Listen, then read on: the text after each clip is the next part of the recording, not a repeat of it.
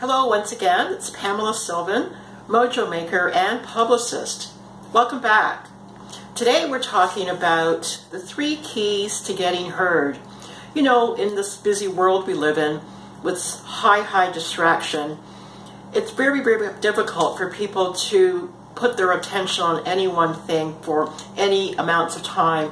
It really has to be something of huge and high value and of importance for them to give you that time that you're seeking.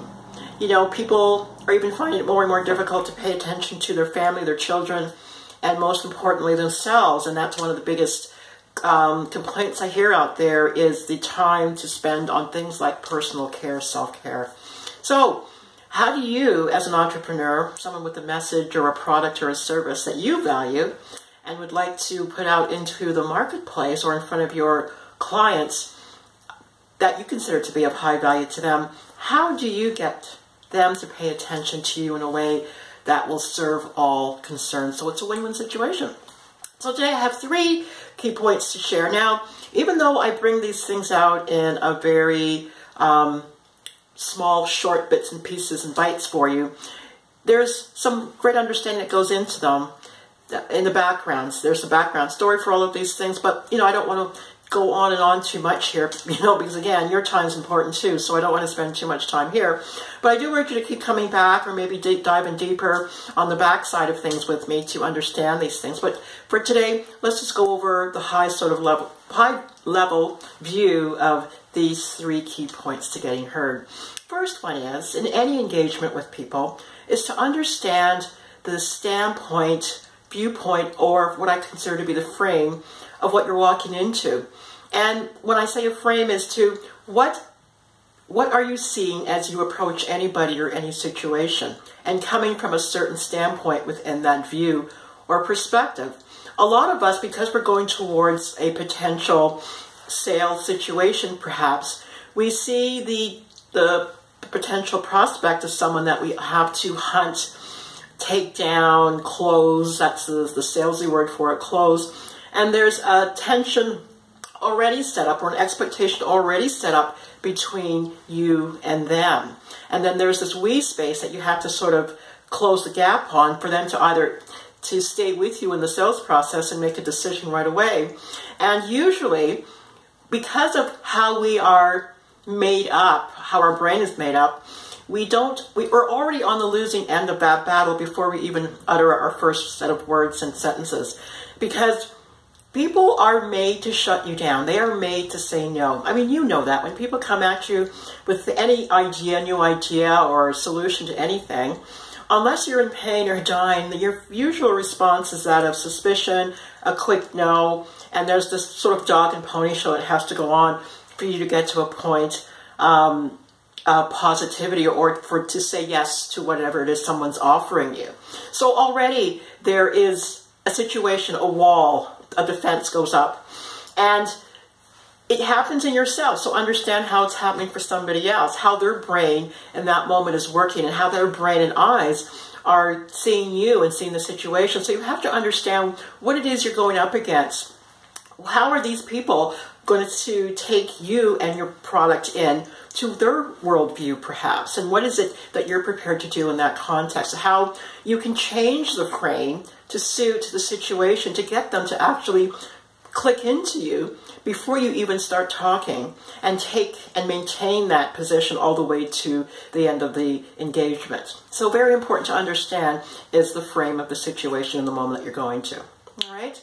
Also, be somebody that is able to tell and share highly engaging, highly intriguing, and stories that are full of tense situations. We all have stories, whether it be our, incredible stories that we've created in the beginning, since the beginning of our lives, or something that happened yesterday or last week or last month. We all have stories that go on in our life, and maybe to us it doesn't seem like anything because it's our story. We've gone through it. It hasn't gone onto the big screen, and they're not selling tickets to your life or anything, but it doesn't matter because you are day by day solving problems that many people have yet to solve, or maybe stuck in solving. But it's how you share those stories with people that are going to position you as an expert as someone to go to, as someone that understands it, and it's also as someone that understands how to hold people's attention by creating stories that are full of intrigue. Not making up stories, that's something different, but telling your story in a way that is full of intrigue. Your people, your clients, your prospects want to know that you were in there, or somebody that you know close to you was in there, and they somehow position themselves in a way that they were able to get out or escape the situation, just like they're trying to get out of or escape the situation, whether it be around health, money, love, relationships, whatever it is. We're all looking for someone that can help lead us to the promised land. So tell those stories that will help them see that those possible solutions exist for them too. Either it was something that you were able to do for yourself or someone that you know was able to do, and you're able to tell the story that holds their attention to the point where they're able to say, yes, me too, I want that solution as well. All right. So first one being, create frames for yourself that you understand going into the situation, and two, be someone that understands how to tell intriguing stories full of suspense and with a great conclusion for your audience. Third one, which I consider to be one of the more important ones, is to hold yourself in a high-prized position. Not high-priced, high-prized. Nothing wrong with having a high-priced commodity that you sell or share with the public, but hold yourself in a position that people will say, hey, I would like her or would like him to be part of my world, because they prize themselves so highly. A lot of people out there trying to put things out there or sell things, and you can see that they don't hold themselves in a place of either high self-esteem, confidence, or position. And nobody wants to be hanging around with that type of energy. So where do you hold yourself inside? Are you seeing yourself as someone that is valuable and will be highly prized? And there's a way to go about doing that. There's steps to get yourself to be feeling as a highly prized person, and for the world to see you as a highly prized person. I mean, you know, as a mojo maker, that's what I do with people. But seriously, even without working with me, start thinking about that. Where do you hold yourself? Are you seeing yourself way down here, or are you somebody highly prized? Who do you see as somebody as highly prized, either in your realm or even on the world stage? And why do you hold them as highly prized people? You may not be giving them your money or anything, but in your heart and in your mind, you hold them in that position. Are you holding yourself in that position?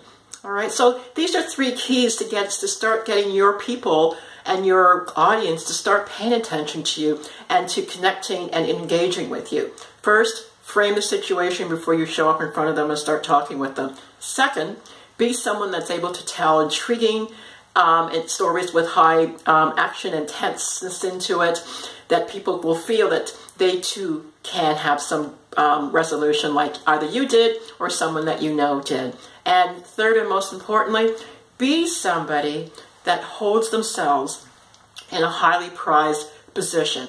Not high priced, but high prized. The high price comes when you put yourself in a highly prized. Pamela Sylvan, Mojo Maker.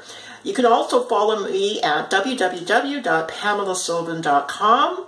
And please subscribe to this YouTube channel and follow me. And the next time another uplifting video comes out, you'll receive it right away. So thanks again and have a brilliant day. And don't forget, prize yourself highly. Bye-bye.